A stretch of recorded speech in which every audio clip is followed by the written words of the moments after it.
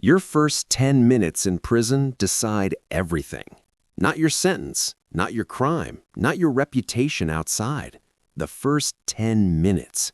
That's the window where the system reads you. That's the window where other inmates classify you.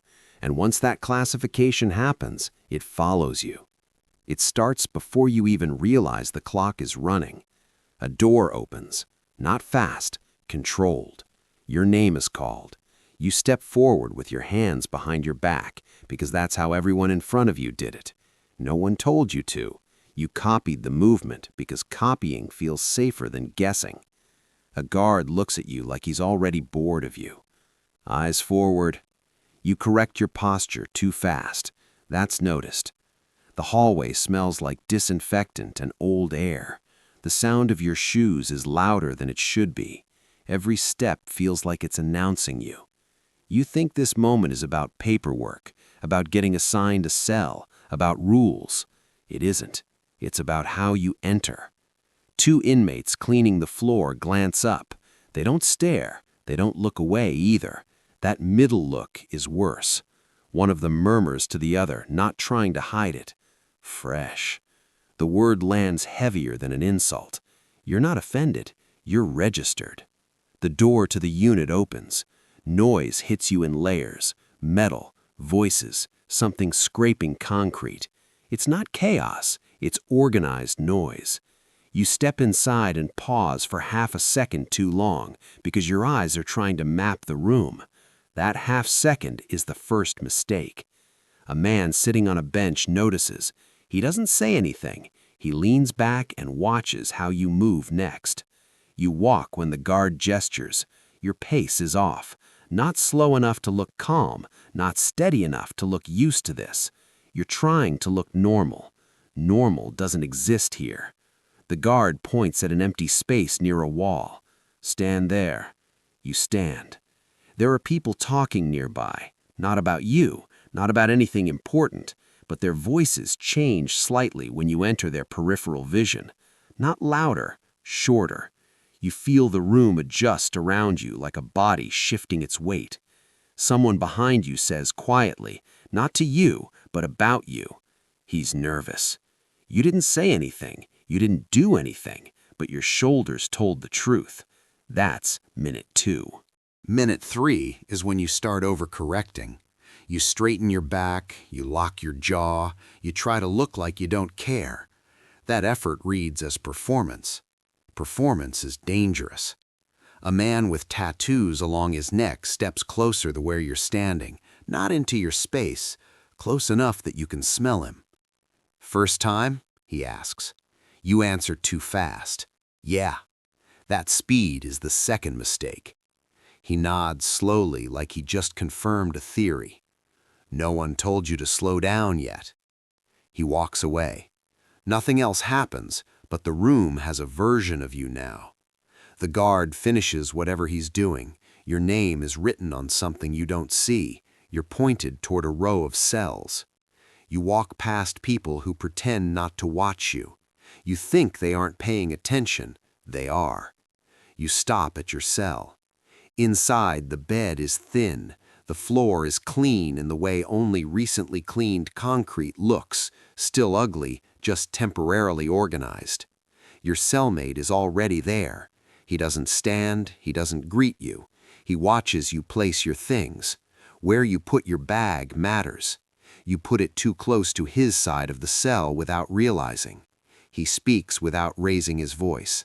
Not there. You move it immediately. That speed is mistake number 3. Too fast to comply reads like fear. Too slow reads like disrespect. You don't know that yet. You sit on the edge of the bed. You look at the floor. You think you're being polite. You're being studied. From outside the cell, someone laughs. It's not about you, but it feels like it might be. Your cellmate finally looks away. That nervous energy, he says, almost to himself, gets people hurt in here. You nod. You shouldn't have nodded. Nodding is agreement. Agreement is submission. Submission attracts tests. The next sound is a tray sliding across metal. Chow time. You follow the line because that's what the bodies in front of you do. You hesitate at the doorway to the dining area. That hesitation is mistake number 4. A man behind you bumps your shoulder, not hard, not aggressive, just enough. You turn instinctively. That turn is mistake number 5. You don't say anything, he doesn't say anything, but you looked back. That's enough to mark you as reactive. At the table, you pick a seat that feels safe. Edge, corner, back against the wall. You think that's smart. It tells a story. Someone across from you moves your tray slightly. Not stealing, not challenging, just adjusting your space. You let it happen. That's mistake number 6. Another man at the table watches this and says nothing.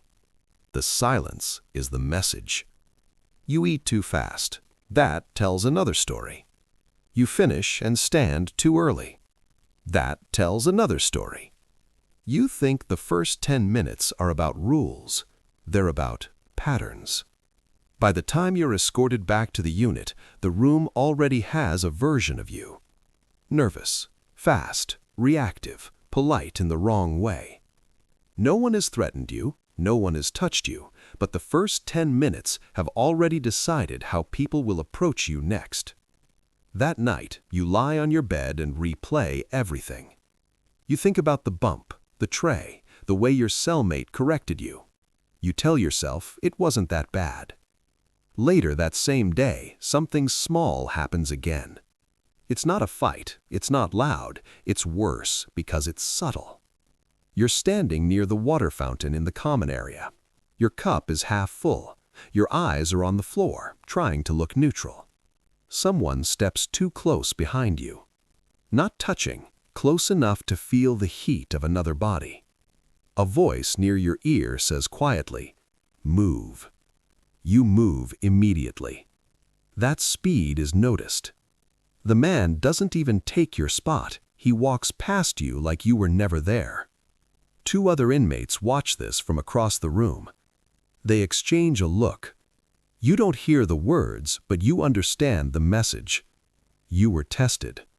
You moved. That gets recorded. Later in the hallway, a guard calls your last name wrong. You correct him. Your voice is calm, respectful. The guard stops walking, turns, looks at you.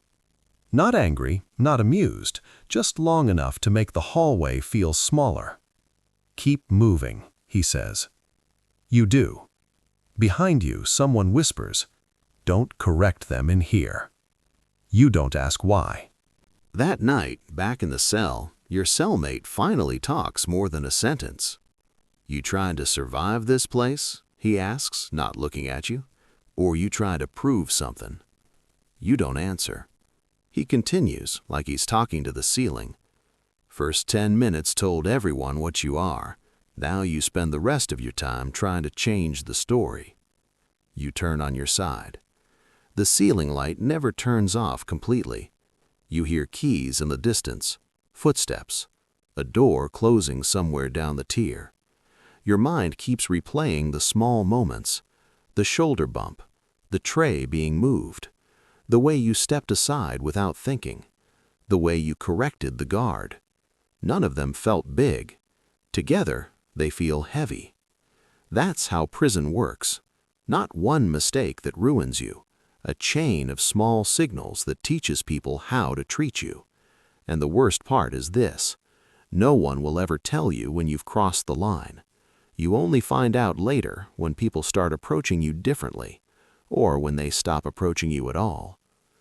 The next morning, a man you don't know sits next to you in the yard. He doesn't introduce himself. "You're new," he says. You nod. You catch yourself and stop nodding. He notices the correction. "You trying to fix something?" You don't answer. He smiles, just slightly. "That's better," he says. He stands up and walks away. You don't know if that was a warning or advice.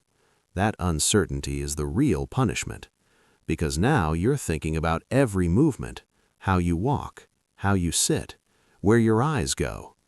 The prison doesn't need to touch you to control you. It just needs to make you aware that you're being read, and that reading started in your first 10 minutes. The men who last learn to move without broadcasting, not stiff, not soft, neutral enough to be boring, stable enough to be predictable. The men who struggle are the ones who try to act right, because acting means performing, and performance draws attention. Attention draws tests, and tests in prison don't come with instructions.